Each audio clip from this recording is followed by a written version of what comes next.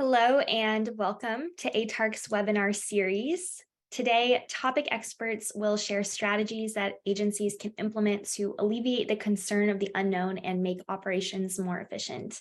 My name is Kirsten Kotsaruba, and I have the pleasure of moderating today's panel. ATARC stands for the Advanced Technology Academic Research Center, and ATARC is a nonprofit that facilitates collaboration between government, industry, and academia in order to accelerate technology modernization initiatives.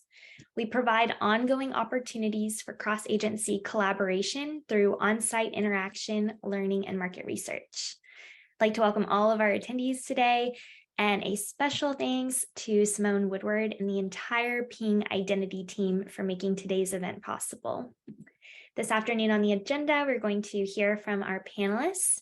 We will also have time for a Q&A session, and there will be a few polls throughout the webinar. So I really want to encourage our audience to submit those questions of your own in the Q&A section of this platform, and be sure to answer the poll questions as they come up to ensure that you receive your CPE credit.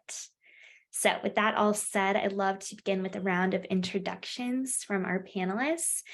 If our panelists, looks like you guys are all on camera, that's great. Share with us who you are, what agency or organization you represent, and what role you have there.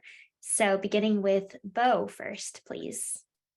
Hey, thanks, Kirsten. Bo Hauser. I've been with the Census Bureau for about 3.5 years now as the Chief Information Security Officer. Great. And how about over to Surendra next? And you are on mute.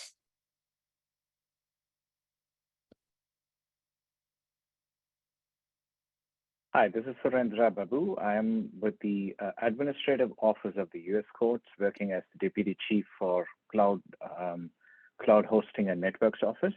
And I have worked on ICAM extensively for the past nearly 16, 17 years. And I'm going to bring that expertise to discuss what I've learned from that opportunity. Thanks for having me on. Thank you. Thanks for being here. And Ken, let's have you go next.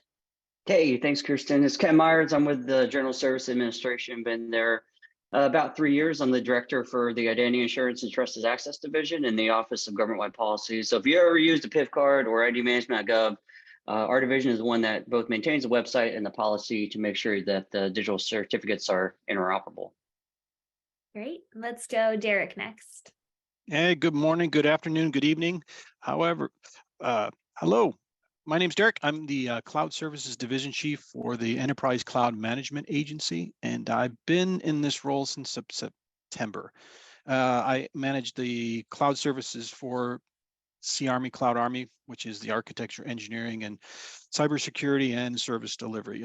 Prior to this, I was the CTO and the IT director for the Defense Technical Information Center, and I was there for about 2 years before. So ICAM and ABAC was the central theme throughout all my last 2 roles. Thanks for the invite. Yeah, super happy to have you here. Thank you. And then Brian, of course. Thanks, Kirsten. Yeah, so my name is Brian Rosensteel. I'm the U.S. Federal CTO for Ping Identity. I always explain that just means I'm our resident NIST nut and policy kind of memorization weirdo. With that said, I also do a lot of work within ATARC as well. Anyone who's worked within ATARC will know I'm one of the co-chairs for the ATARC Identity Management Working Group. In addition to working for Ping, I also have done a lot of work within the federal government, kind of deploying MFA itself. So. Yeah, you were there from the beginning, starting up the working group. So cool to have you on.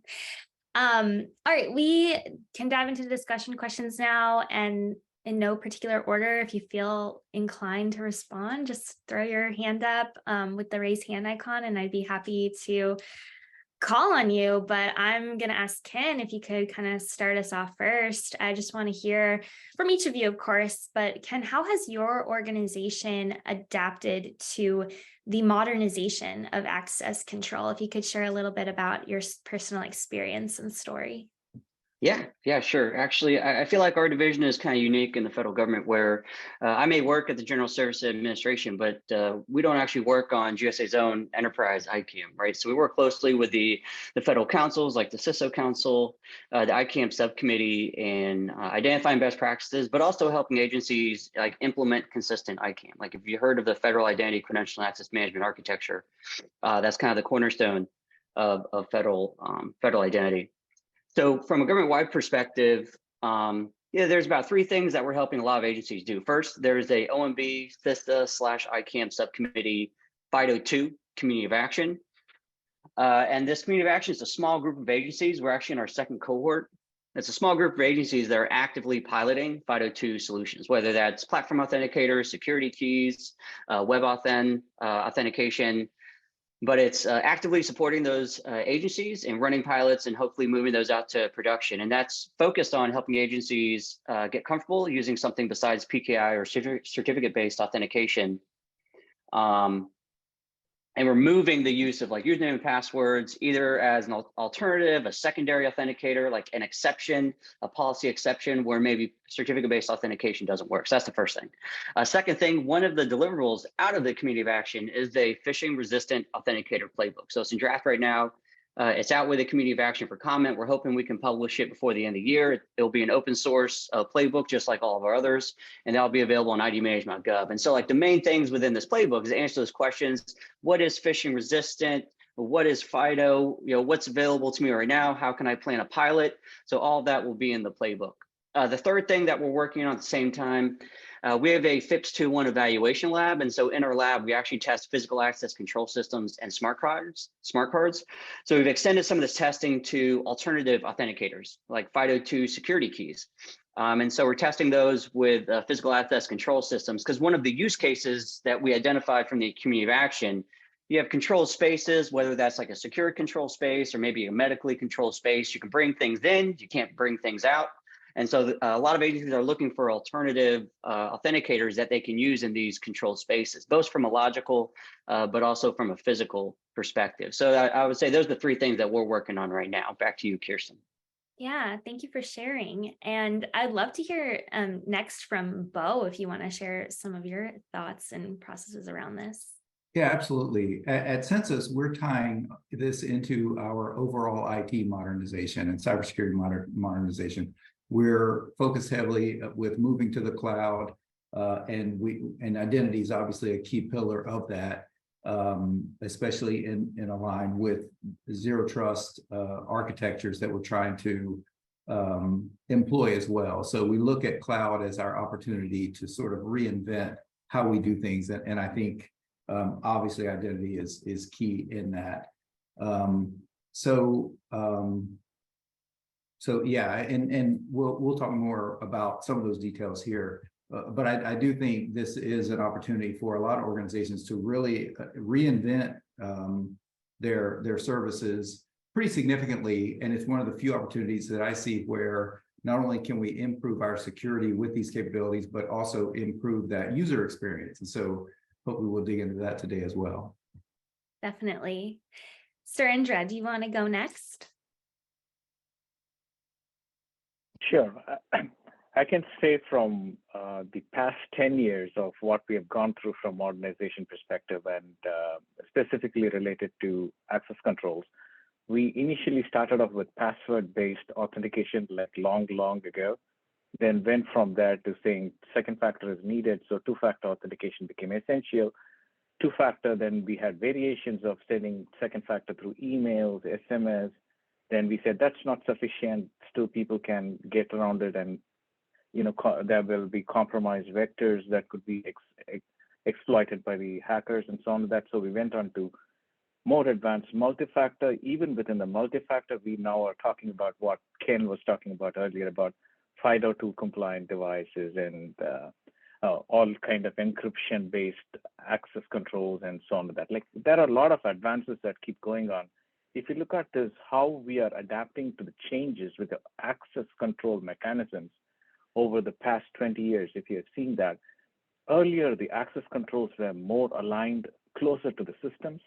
We are trying to take it up at the enterprise level, and primarily one of the strategies when I was with Department of Education, what we did implement is to extract the access management component into an enterprise level and keep it at the enterprise level to not burden the individual systems by repeatedly asking them to keep on updating their systems for most latest in the technology or the most modern ones.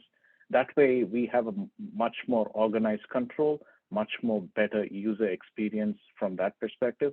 And also it helps us align with where the federal government and other identity experts are saying where the big bang for the buck is. We have been successful with federal student aid on a couple of variations of implementation of access controls, and we are continuing to make big strides in those aspects as such. So that is from my point of view. I'll just turn it back. We can talk more as we go along this conversation. Sure, thank you. And Derek, would you like to chime in next? Yeah, absolutely. So the Army is some consider the second largest organization in the world. We have about 1.4 million users.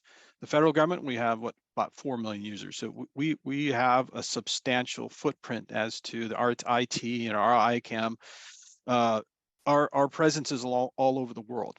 And there are the tactical, which works in unique situations as disconnected. And so we're spread out when there's a substantial presence existing, a legacy for ICAM.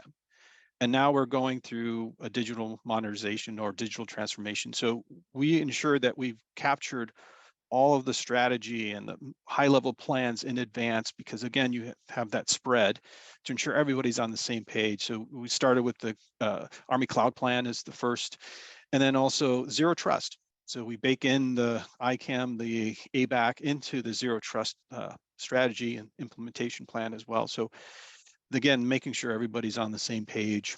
And then again, as we move towards that digital modernization, as we modernize our applications, as we do that transformation in the cloud, baking in all those necessary ingredients in advance in the architectures, and to make sure that the solutions that we build go along with that framework, the high level requirements. But again, this is a huge undertaking because, again, all the different moving parts to this. We have different working groups that are working together, and again, all the different components like continuous monitoring, et cetera. So again, there's that bridge across all the different efforts, but we're baked in the strategy and ensuring that's well promulgated, well advertised, so then there's no dissent or any question as we move along. Thanks. Thank you, Derek. And Brian, do you have anything else you'd like to add?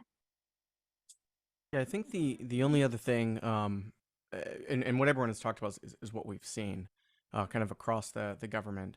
I think the only thing that I might add in addition to that is really what we've seen is we're starting to see a fundamental shift in where authentication occurs. So, originally we think back, a decade or more ago, PK enablement was what everyone was striving for. Each individual application needed to be able to support X5 and I and certificate-based authentication to go into the applications. As organizations modernize around Zero Trust, that model is shifting. That model is shifting from, instead of authenticating directly to the application, instead we need to authenticate to some type of centralized ICAM service that then enables that authentication to be extended into applications, which actually provides us a springboard to start getting into deeper, more fine-grained authorizations. So I think that's about the only thing that I would add on from what everyone else has said is where authentication is occurring is changing, and we expect that to continue to change as we look to the future. Yeah. Well, thank you all for kicking us off there.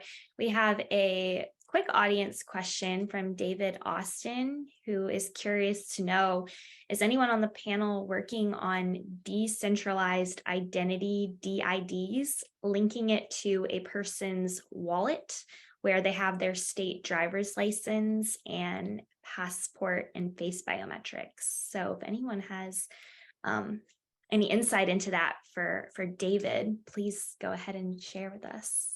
Yeah, I'll jump on that first and then open it up for others. So, and I'm not going to touch the term of decentralized identity, mainly because I think especially because I have a PKI background, you can make an argument that PKI in some ways can be decentralized, even though it's a centralized system, because it compares to that model where you have this anchor of trust and you carry a credential with you. What I want to focus on more is on that wallet piece. So this is something that we are, I'm aware of. It's not something necessarily we see as strong within pilots within the federal government, although I know there are certain parts of the government that are looking at it. But it's something within the ATARC Identity Management Working Group we are tracking, starting to track more and more closely. The reason for it is that, interestingly, this concept of a digital wallet, these concepts of these types of credentials fall into I'm not going to call it a new category, but it's a different category, and it's verifiable credentials. Verifiable credentials are very different from the other alternatives that we've seen out there to X509, and mainly around like FIDO. Verifiable credentials actually mirror very closely to PKI certificates. But instead of sending the entire public certificate over, you only send over the individual fields and attributes needed for that authentication. But those attributes have cryptographic binding to that identity, which is something that is very interesting. And if that technology continues to mature in the way that we're looking at it, could be something that really helps alleviate some of the concerns around PKI, and specifically the sharing of that public key that has all that information within the user and allows for a lot more privacy rights. So yeah, it is something that we are tracking. I encourage anyone to join the ATARC Identity Management Working Group. I think it's something that we're going to start talking about more and more, especially as that technology continues to mature. Yeah, thank you, And Brian. I think Anyone that else? I'll just add, I think there's some work happening at NIST in this area as well. I think we got a ways to go before we see any federal government use cases, but something like this is certainly very interesting, especially when you think of an organization like the Census Bureau. We have all the expected sort of employees and partners and so forth, but we also interact with the general public quite a bit, whether that's the business community or the general public at large, like the 2020 census. And so we really want a way to meet those partners where they are and make it easy for them to have a good experience with the Census Bureau. We are working with, like login.gov and services like that to sort of get at that a bit. But yeah, a long way to go before we get to decentralized identity. Thank you, Bo. We have a couple minutes here. We can stay if anyone has any other comments. Otherwise, I'll call for our next poll. Any comments? All right. Poll question number 1 up on the screen, please. How confident are you that your organization manages access control well? So, audience at home, please go ahead and respond to that. Derek, maybe we can start with you on our next question that I have, which is, how does the integration of ICAM and ABAC enhance access control capabilities compared to traditional models? If you could speak to that a little bit for our audience, please. Yeah, absolutely. So this is something that we're experiencing now. And if you look at the past where we had the legacy and we had traditional role-based access control, and we may have advanced the IBAC or ICAM, but us moving towards that zero trust, but moving towards that ABAC, it's really forcing us to rethink the way we deliver the service. As an example, we have a tremendous amount of data today, legacy to any organization, whether it's federal, it doesn't matter, you're going to have some substantial. As you move towards that ABAC, wow, how do you assign that attribute to the data? We've done some of a better job with the actual person, but how do we assign it? And then how do we automate that? Because we have petabytes of data. How do you again begin that road? As we are looking at all the different mission partner environments that we have across the world, these are all separate networks and separate different pieces of the pie, and we're maintaining all these different separate systems. And however, if you go through the ABAC and the model, do you necessarily need all those different networks and systems? You can potentially use the one commercial cloud environment or a controlled environment, whereas you can gain access based on and then link you to the right pieces of data based on your, again, respective attributes. So, when I work in Europe as an example, that's something that is ongoing. We are moving away from that traditional mission partner, moving towards that, again, the ABAC with a respective ICAM. There is a lot of consideration as we build out the new and especially in our Sea Army, Cloud Army, we are baking in requirements that will enhance that. So you're talking microsegmentation, not just for the privileged user, but for the any user. You can also then looking at continuous authentication. So not just once, but many times as the session or that engagement occurs. We looking at not just one particular multi-factor, but randomization of that multi-factor, again, enhances the ABAC and ensures that again, the zero trust and everything else that we need to achieve. As we are a multi-cloud, our clouds today are connected. We are in AWS and Azure. That is something that is a unique challenge in the multi-cloud. We're expanding into Google and Oracle soon, but yet it increases even more of the challenge that we're faced with every day. So again, the key element is ABAC. Do we need to have all these networks? Can we consolidate that? And if we do it right with all the data that we have from the past, but also the new data that we're creating, and it really puts emphasis on the data like we've never done before. And there's a life cycle of that attribute management for the data and for the people too. But again, that's something, the new territory, and it requires us to really step back, think differently. But in the end, it will enable us to then thus really reduce our footprint, but also improve security. Over. Yeah, thank you, Derek. Surendra, I'd love to hear from you next on this, as well as what are some more specific benefits that you could share with us and advantages of really leveraging both of these frameworks together?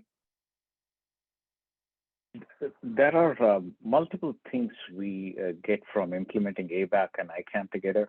One of the brief things that we touched in the prior question is, and also when Ping Identity, they explained about the access controls moving more towards the centralized aspect. If you look at how we are getting even into the ZPA architecture implementation, we are trying to move the path of putting in a boundary protection at the edge.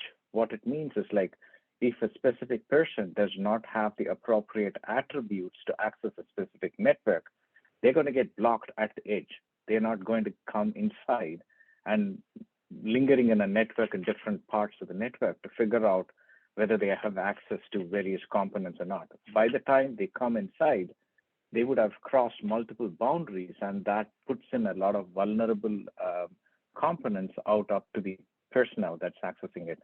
So the security protection mechanism, that's number one, that's getting us the edge on this one by implementing ABAC. The other aspect is also studying certain components such as like user behavioral analytics, right? By centralizing this into the edge and also giving that ability to measure and figure out who's accessing systems from where, and is that a component that I have to consider to permit them to go to a specific system or to a specific network. All of those components are gathering speed, and that is where we see a lot of benefits by embedding attribute-based access control into the identity credential access management systems, more specifically on the access management portion of it. So there are continuous validations that could happen. There are different technologies we could use to make all of that functional capability happen, and so on to that. There are a lot more benefits to this. You got to figure out, like, what is applicable for each of the use cases and use it appropriately to take maximum from what we have from both these models as such. Yeah, thank you, Surendra. Yeah, thank you. Before we open it up to our audience questions that I see are coming through, is there anything else that from the panel you would like to add? Anything that hasn't been mentioned specific to benefits and advantages? Go ahead. Yeah. So definitely there's two benefits that I've noticed. So one, One that's not often talked about, but definitely has an impact on your workforce, but user experience, right? For FICAM, our tagline is, enabling the right access to the right individual at the right time, at the right resource. Like a lot of right things have to line up at the same time, right? I have to be on my GFE, I have to be in a building, I have to be on the right network, I have to use the right credential. I think a lot of agencies are noticing as they're modernizing their ICAM systems, like a lot of these right things that have to happen no longer have to happen, right? A lot of agencies are exploring like bring your own device through like virtual desktop solutions, or even now I can use kind of expanded number of credentials that work on other platforms. I'm not limited to just using my PKI-based smart card form factor. So as agencies are modernizing the ICAM systems, they're realizing that there's improved user experience there. I'll caveat that by saying that a lot of these identity efforts that are rolling out also need to go with kind of a user adoption campaign. Definitely need to like train your users, make sure they understand what they're doing, but the two go together. And I can say definitely, I've noticed with like,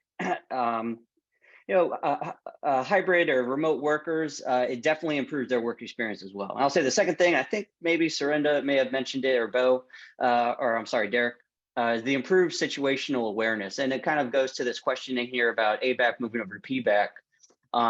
And I mentioned it, like I shared a LinkedIn post today about today's event. I definitely, like 10 years ago, when the FICAM roadmap came out, talked about ABAC, talked about XACML. What we're seeing today, and like in my own personal experience, I've helped implement cloud access security brokers and modern single sign-on tools, and it's using the languages of the web, right? And so you can pick up those device signals, you can set policies that can limit, like I only want my employees to access this application because the data is sensitive during working hours. I only want them to come on either specific devices, either GFE or even a desktop, because there's some applications that just don't work on mobile. But definitely those are the two like benefits I'd like throw in there also, just that improved user experience and then the improved situational awareness as well. Over. Yeah, thank you, Ken. I am going to call for our next poll real quick, and then I definitely want to open it up to some of our audience questions because we have quite a few coming through. But real quickly, poll 2, what are your biggest challenges in managing access control? So please respond to that. And then the first question, so for our panelists, if you could just throw up your hand, the raise hand icon. How do you see ABAC helping policy to improve the sharing of data in a multi-level security environment where we can better share between high-low sides? And this is a question for both the DoD or the federal space. Derek, I see your hand up. Please go ahead. Yeah, this is a little bit based on some of my previous answers. So like we have in the Army, we engage a lot of our partners, which could be foreign partners, could be local partners, as Army Corps of Engineers as an example. So they are embedded in our local communities. We then also, as we begin that transition, we're moving towards that ability to do that traceability, to ensure that the right people have access to the data at the right time. I think that's been mentioned before from my other panel members, but again, it's a big rethinking because again, it actually changes everything that we've done thus far for the last 50, 60, 70 years. And it's not easy. There's a culture shift here. Changing this mentality has been somewhat of a challenge, but it is something that is showing benefit right away. Again, there's certain things that we could do for the security, giving us the ability to also provide that traceability. So then thus, as we employ the AI/ML, we can then, as you have the attribute-based access control for not just the human, but also the AI and ML, the models and the different capabilities, you can provide that traceability, because as you employ these new services, you're going to actually produce more data. And then, and more data on data. And so then thus you can provide that traceability. Where did you get that answer? And based on the data sets, based on the attributes. So, and then again, the security is a huge component here. So then if in the event you do have a data leak, you can actually have substantial traceability where the person went, what they looked at, and again, based on individual pieces of data where they couldn't done before. And so it brings some significant culture challenges, but I think the benefits will soon outweigh and then hopefully shift that momentum. Yeah, thank you, Derek. And Brian, please go ahead. Yeah, and I think all of that is absolutely spot on. I think one of the interesting things, again, kind of looking at things from the historical trends and movements, and I think we had a couple questions around this as well, is we are seeing a maturity in how we do authorizations. And so, and that goes hand in hand, especially when we start talking about, ABAC, right? That attribute-based access control. ABAC requires two very important pieces, right? The first piece that it requires is, well, the A part of it, the attributes, and having good attributes for that requester. And so those attributes can include many things like roles, right? So we've been doing RBAC, role-based access control, for quite some time. That's not going away. In fact, all RBAC is a subset of attributes within a broader set that is ABAC, right? So we need to know those roles, but now we also need to bring in other things, device-specific attributes, contextual attributes about, that point in time and how that requester is interacting. That becomes important. The other half of this is understanding the data that requester is attempting to get access to. And I think that was a little bit, Derek, what you were talking about. Now, we are really good at data tagging in certain networks, but that's a very limited subset of data. The vast majority of our data in the federal government does not have that kind of data tagging. And so where the early implementations of ABAC has gone well is where we have very strict data tagging requirements for every piece of data that goes into that network. And so we know that bare minimum of you need these attributes to view this data. As we go down this model of ABAC, we are going to have to get better at that data tagging. That by itself is going to, I think, start helping the government to better classify where that data can live. And so, I'm not a proponent necessarily of opening, tunnels and pathways between different secure environments. But I am a proponent of making sure that the data is not overclassified and is acceptable at the level based upon its risk. And that's going to come hand in hand. The last part about this shift is, as we try to make this scale across an environment, then it's not just going to be about the attribute-based access control, but really how you enforce that is with policy. And that's, I think, one of the questions was asked about PBAC, right? Policy-based access control. PBAC gets informed by the attributes within ABAC in order to make that determination from the contextual pieces against the actual metadata of the data in order to then implement in these controls. PBAC works really well when you shift authorizations away from the application endpoints and you start using specific engines to do it. And so that is something that is being done and is being piloted within the government. Most of that right now is occurring in what we call inbound, so a decision engine between the user and the application, and that determines whether or not they can get into a specific page or URL or folder or resource. But there's also work being done down at a finer level within ABAC, and that's what we call outbound, right? So that's between the application and that data and resource. That is the area that there still has to be a lot of work to be done, because that's where that data tagging is the most important. So yeah, it's been a wild shift from an identity nut perspective like me to really see how this is maturing and where this is taking us. Thank you, Brian. And would anyone from the federal civilian side like to weigh in on this before I ask the next question? Bo, go ahead. Yeah, I think the one thing people don't focus on when we're talking zero trust is the extreme flexibility that it gives you. And it's all about the attributes, right? I like to view the identity as including both the user identity and the device identity, right? And then the other pillar, right? In the CISA maturity model, they lay out the pillars. The other pillar is the session. So you have user attributes, you have device attributes, and then you have session attributes like geographic location. So you really have a ton of attributes that you can pull from on the requester side.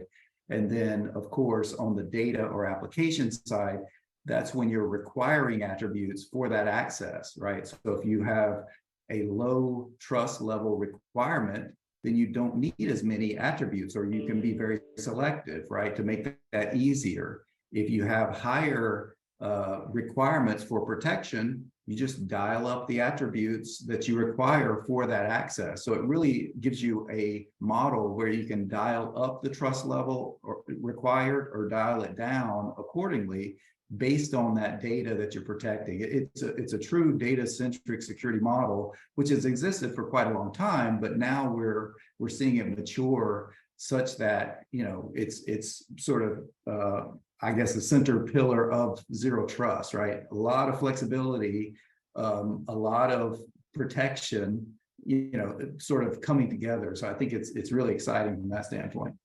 Yeah, thank you, Bo. Surendra, I saw you come off mute. Did you have anything you'd like to add? No, I think it was covered in both Brian's and Bo's response. The only thing I wanted to add is, like, you know, basically we have to understand that policy-based access control cannot live by itself without the proper data getting fed into it. And that's what we kept hearing in all of our responses as such. So even in all of our implementations, even the most recent implementations, I think we will be talking a few about examples of what we have done in the federal civilian space to move towards attribute-based access control. Even in those instances, it's important to have us define the attributes, define the policy definition of what you're going to protect in terms of resources, as well as like where you're going to enforce it using the policy enforcement points as such. Like, so PDPs, PEPs, all of those combinations are not going to go away anywhere. We'll keep complementing that as we move forward into looking at new methods of implementing access controls, but these are all there to stay and for us to use with different use cases. Thank you, Surendra.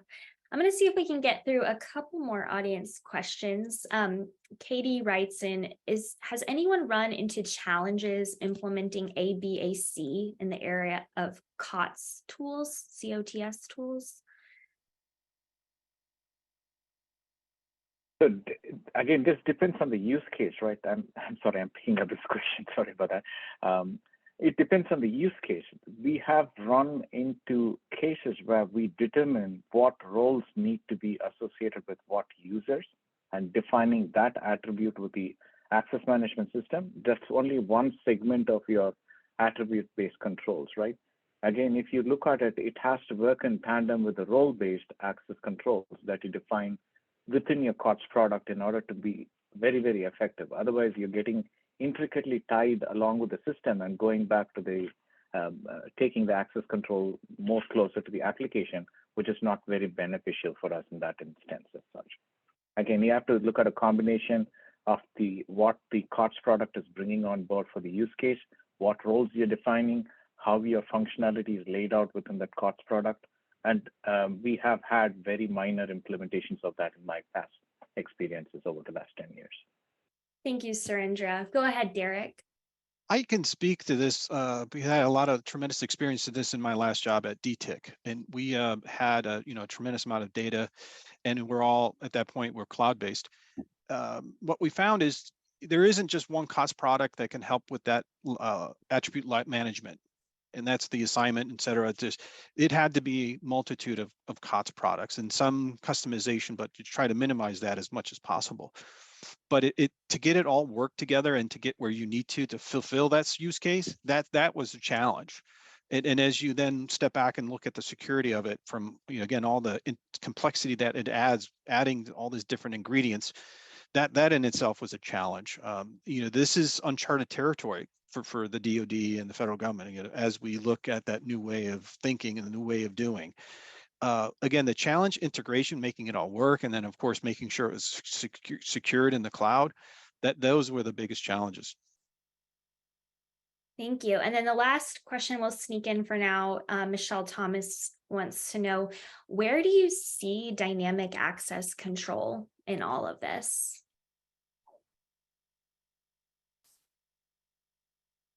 So I think I mentioned again, like this is about adaptive authentication or risk-based authentication, which is based on user behavioral analytics. That's one of the very key aspects which we all keep talking about in terms of ensuring proper protection is given for the data that we are hosting on all the systems. So that is where ABAC will come in and fill in that information necessary for figuring out what the user entity behavioral analytics is, moving into the dynamic authentication portion as such, right? I believe that is what the question is, but if that is not answering it, there are more other ways in which you can do dynamic authentication as such, right? Yeah, thank you, Surendra. Ken, I saw your hand up. Do you have something to add?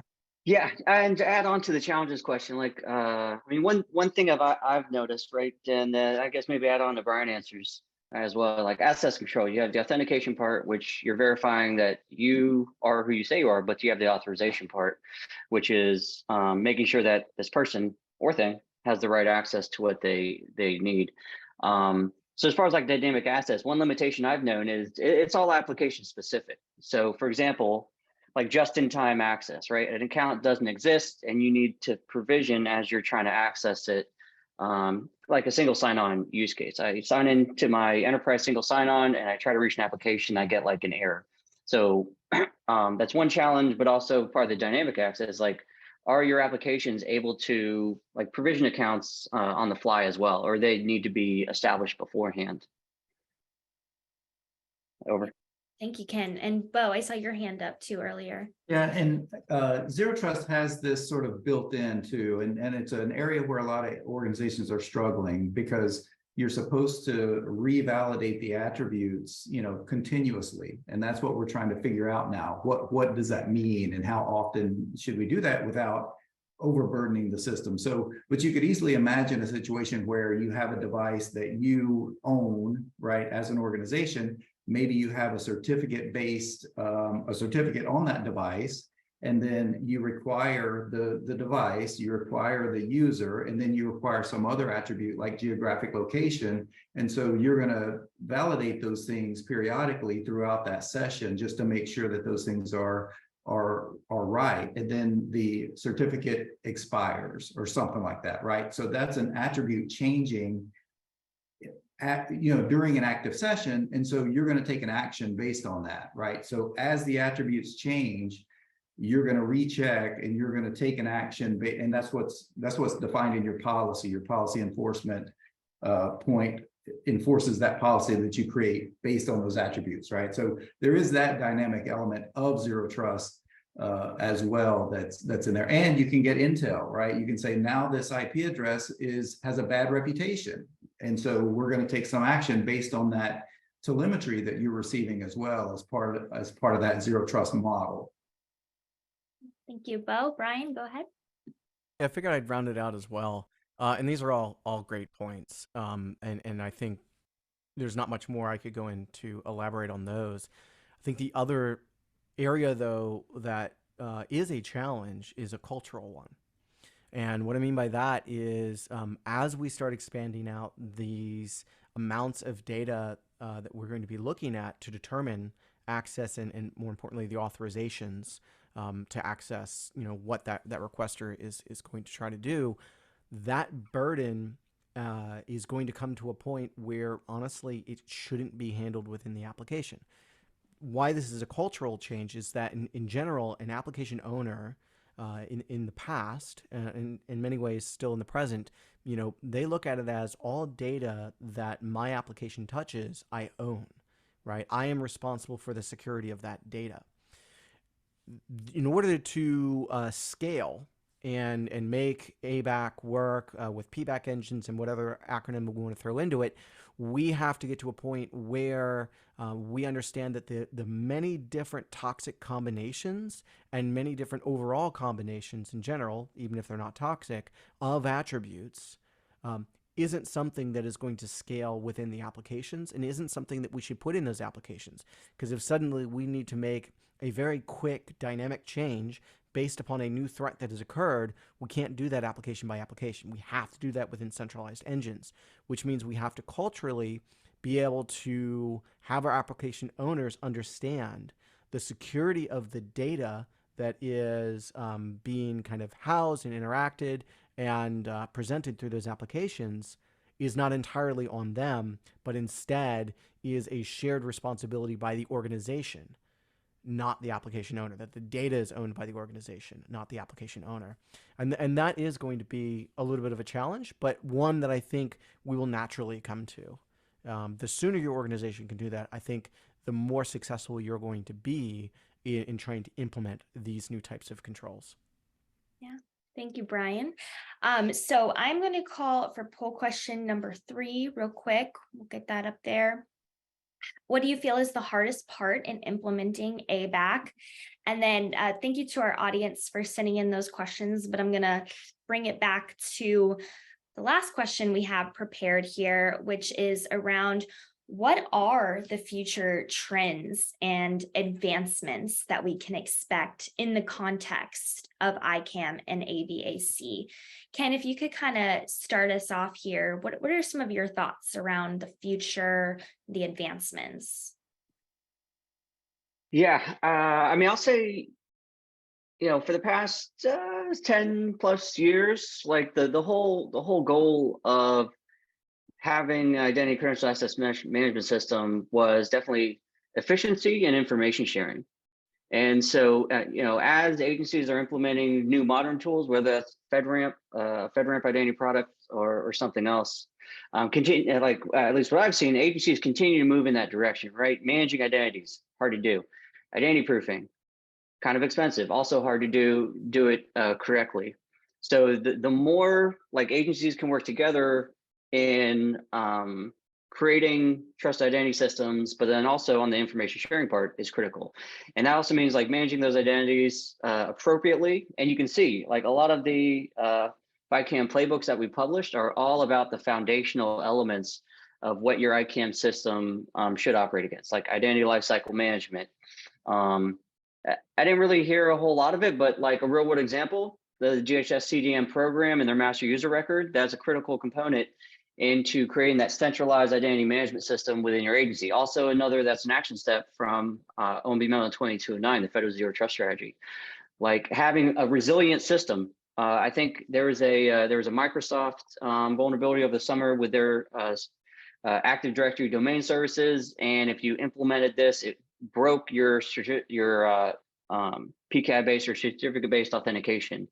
So a lot of agencies were caught off guard by that, and I think now they're more open to looking at comparable authenticators, phishing-resistant MFA and FIDO2 as a backstop to make sure that their systems are resilient as the threat environment changes, as their maybe mission may change, their user base may change. But overall, the PIP credential still is the foundation primary authenticator within the federal government. But definitely a lot of agencies are looking at how can they meet their mission without forcing their users into like specific patterns. I would say like those are like 2 to 3 kind of main things that continue to look at as the kind of technology landscape evolves. Thank you, Ken. We have a few more minutes here. Does anyone else want to weigh in on the future landscape? I'll jump on that real quick. Right, and in some ways, and just forgive me for this, the future is now. We are actively involved in different pilots going on in throughout the government, many different parts around really the concepts of allowing a user to bring their own authenticator and identity that isn't issued by that system. Right. So, Derek, you mentioned about, the mission partner environments. We know on the civilian side, there's a lot of conversation around, hey, we need to use login gov.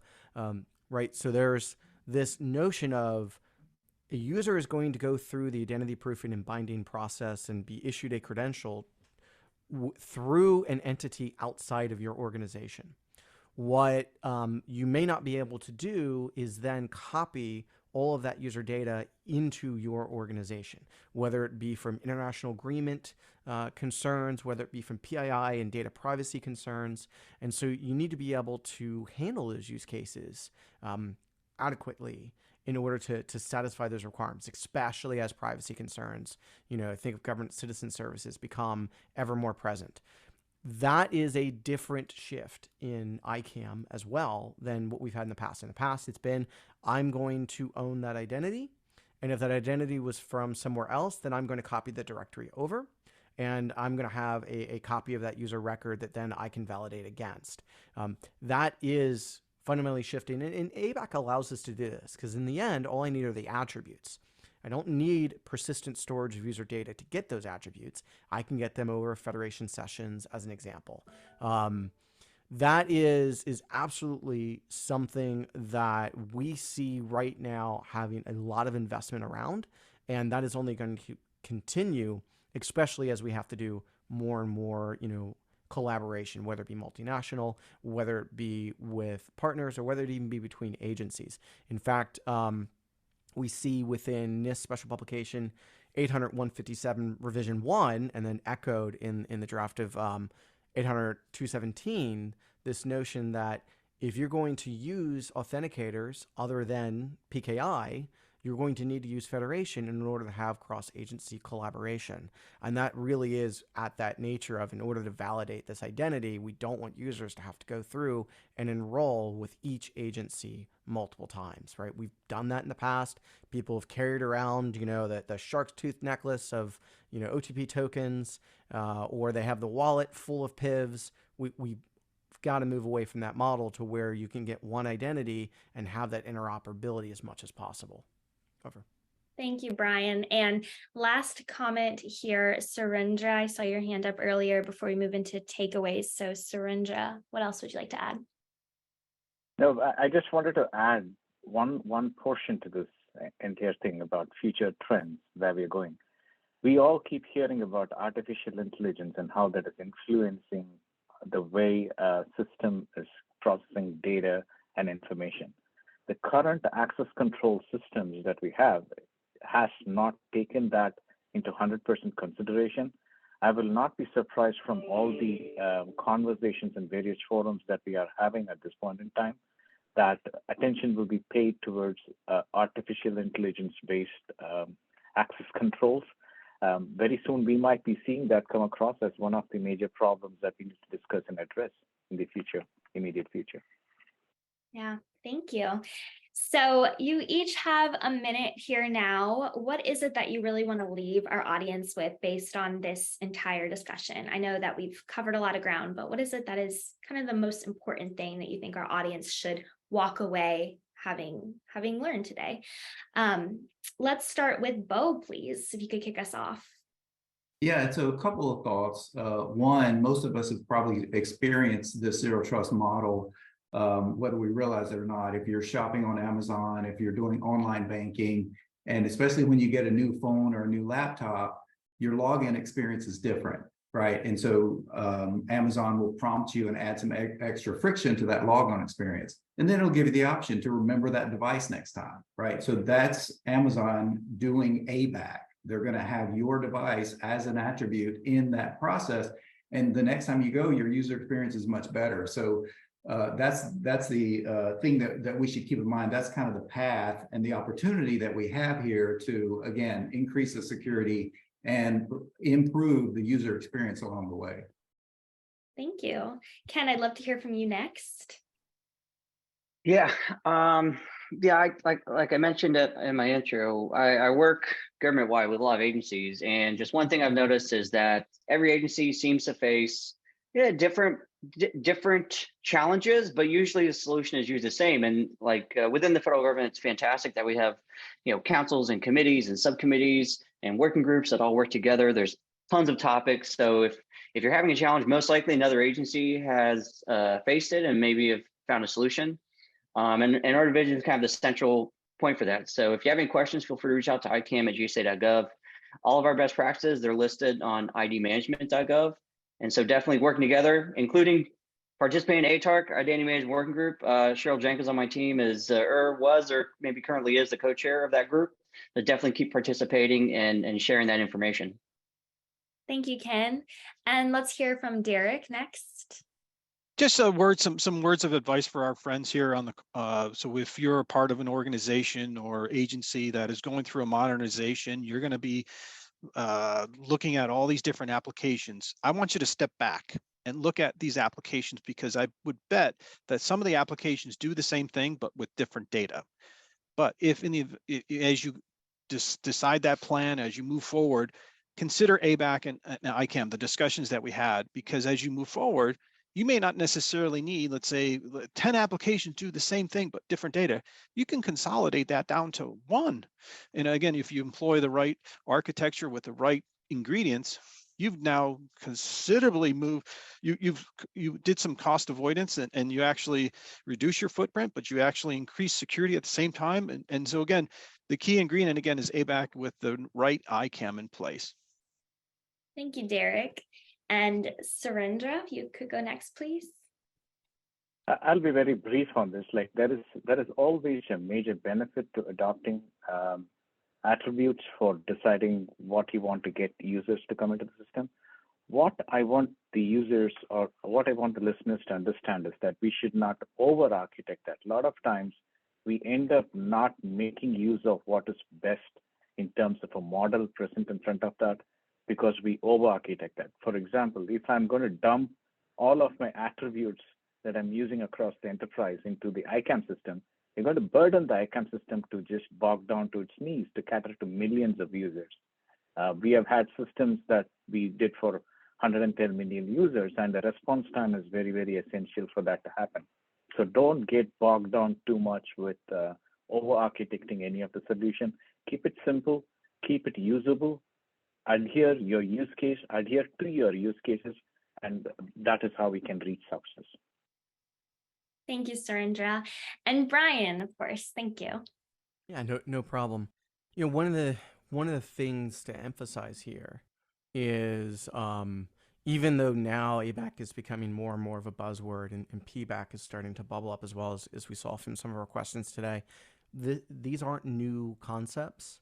And your organization is already doing this, I'm willing to bet, at some capacity. And so there shouldn't be a notion of, oh, in order to do this, I have to re-architect, right? You should not need to rip and replace. You should be able to enhance and extend. There may be some systems, you know, especially as Derek mentioned, that you might be able to consolidate and, you know, stand down some legacy systems that are no longer needed, right? That's always a part of any modernization effort. But I guarantee you already have some of the elements in place, and then it's figuring out where those gaps are, figuring out how to fill in those gaps, and do so in a way that is not very disruptive. You know, organizations that have managed to do this, you know, we've worked with some very, very large financial institutions that have, you know, moved, like, I think it was like 3,000 or 4,000 applications over into this more modernized, updated model. When they're able to do that, it's done in a way that the user doesn't even know what's going on, right? And that's the key, I think, to rethink this. Don't get bogged down thinking, oh, now I have to go out and do this whole other new investment, this whole new redesign. But instead, you're already doing those authorizations. Figure out where your gaps are, do that assessment, and then go in and target those gaps, and you'll start seeing a very quick increase in your security profile. Thank you. Excellent. Thank you. That was a great note to end it on. So I want to thank our panelists for being here today, and also our audience for being so engaging. You guys sent in so many great questions. And of course, our partners too at Ping Identity for making today's event possible. We do have a last poll question for our audience at home about how you'd like to receive your CPE credits. So please be sure to respond to that. And just a note, our next webinar is on how low-code empowers and strengthens the federal workforce on Thursday as well. So if you liked this content, you may like that webinar. You can go register on our website. But this has been such a great hour. Really appreciate you all. I hope everyone has a great rest of their week, and we'll see you at the next one.